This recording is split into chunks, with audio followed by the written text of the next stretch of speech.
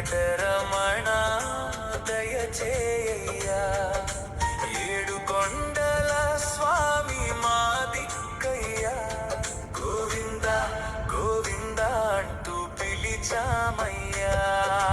తిరుమల కొండపై వెలసిన స్వామి, భక్తుల పాలిట వరమిచ్చే దైవమా, కన్నీళ్లతో నీ చెంతకు వచ్చామయ్యా, కరుణ చూపి మమ్మల్ని బ్రోవయ్యా. మా బాధలన్నీ నీకే చెప్పామయ్యా, మా కోరికలన్నీ నీకే పెట్టామయ్యా. నీ పాదాల చెంత శరణు కోరితే అభయహస్తం చూపించయ్యా.